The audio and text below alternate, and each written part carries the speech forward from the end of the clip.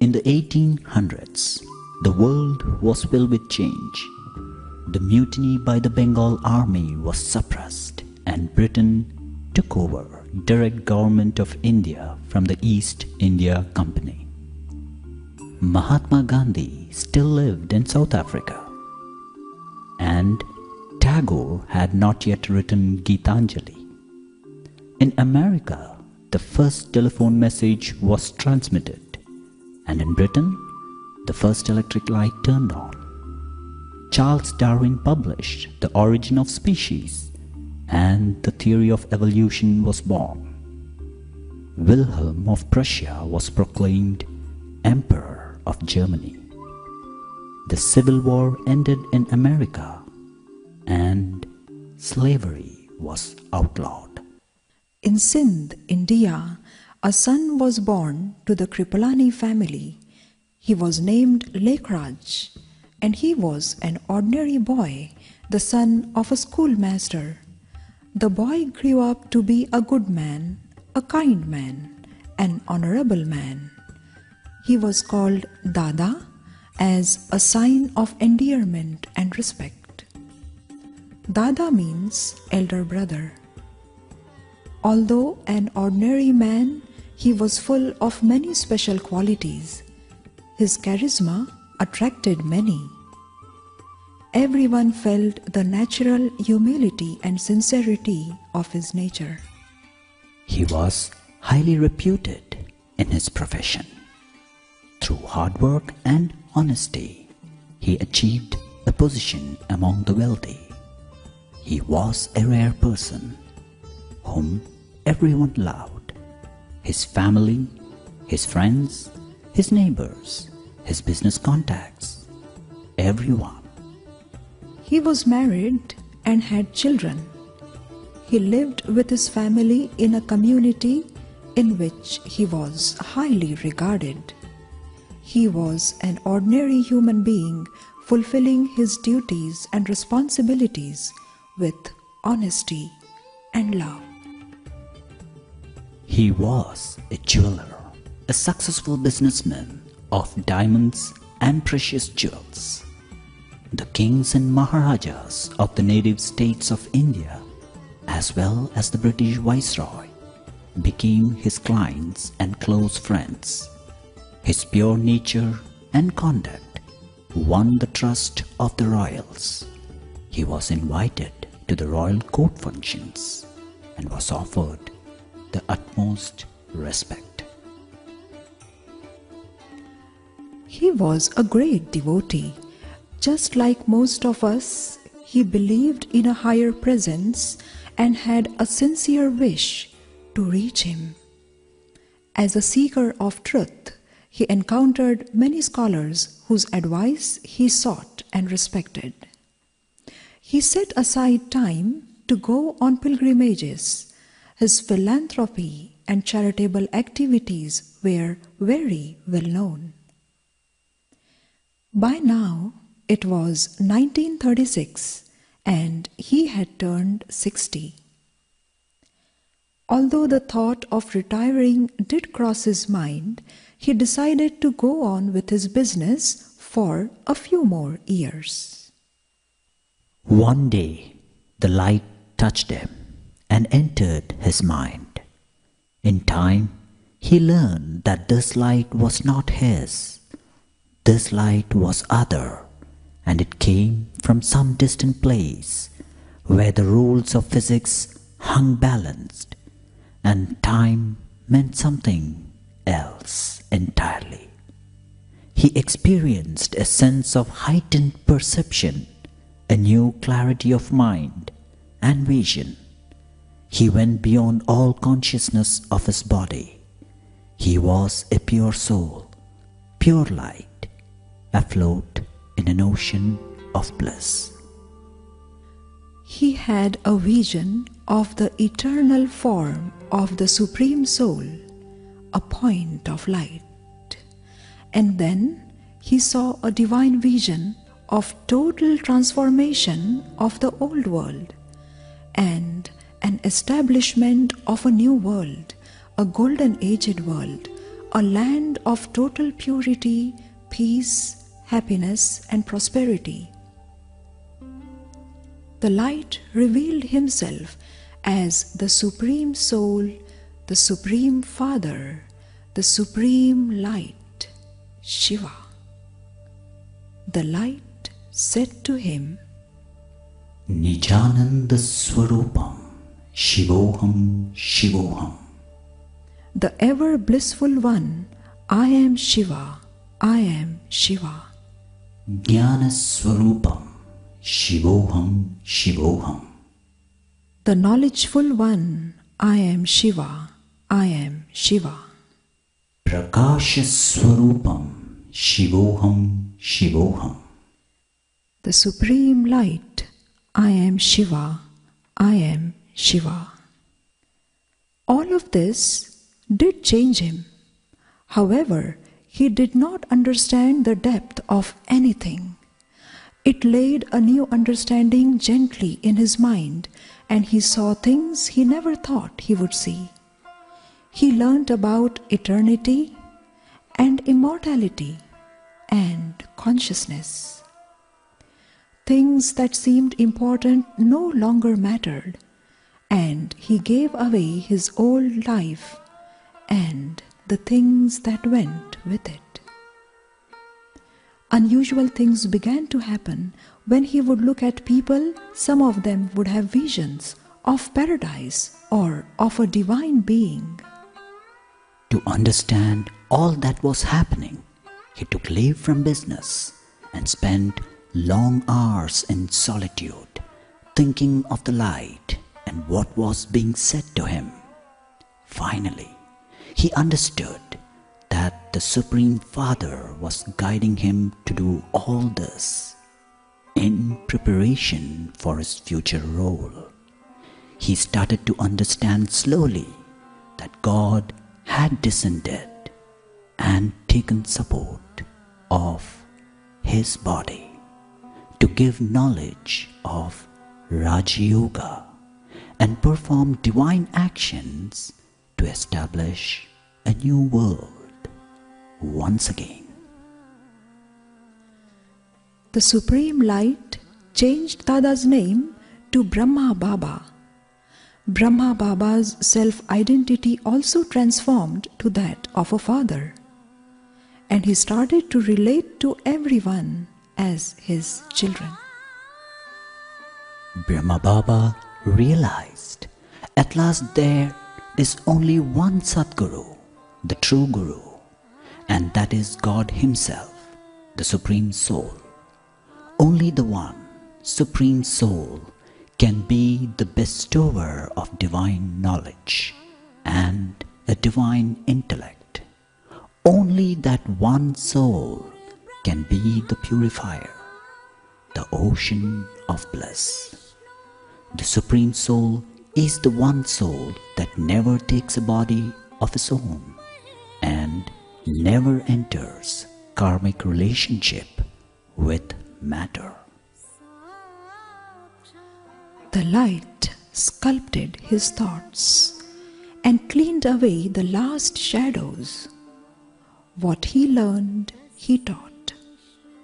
The most important of all the jewels that fell first into his mind and then into the hands of the children was connection with the light, and that was the heart of the matter. Those who waited with him to see what would happen knew this was the chance that fate had given them. He spoke of what the light showed him, and they listened. Some of them changed their days so they would have time to listen. For some there were obstacles and barriers and difficulties, but they overcame them all, and untangling themselves from the expectations of custom, they came. After all, fate was calling. This was an age when women in that land were made less, and decisions about living were never theirs. From among the ones who came, With him, he gave administration into the hands of the women. This was a balance rarely seen in those days and in that place. All of this threatened vested interests, established identities, and power structures. The leaders who provide a doorway to a new vision from a limited perspective are rarely treated with decency. Such now was the case with Brahma Baba. An anti-party group was formed to spread rumors about Baba's teachings and to put pressure on the government to prohibit the spiritual gathering from operating. Brahma Baba did not flinch. He did not even consider fighting back. And the work of disseminating God's message went on. But the winds of change were blowing, and in the way of the world in that time, there was the dissension of boundaries and countries and ownership, the partition of India and Pakistan. Anger and chaos had come to the land, and still they stayed, protected somehow. But when change finally filled the land and closed the door to possibility, they quietly left that place. In fact, they were guided by the light to go to India, and they did in 1950. 3 had become 300, and they settled on a mountaintop in the mighty Aravalli mountain range in Rajasthan called Mount Abu. The mountain held them safely for years, still being counted. The group started to be known as the Brahma Kumaris World Spiritual University. Brahma Kumaris means daughters of Brahma. Time passed, as it does, and the ones who were very young were now less so. But in all that time, they never thought to leave the mountain.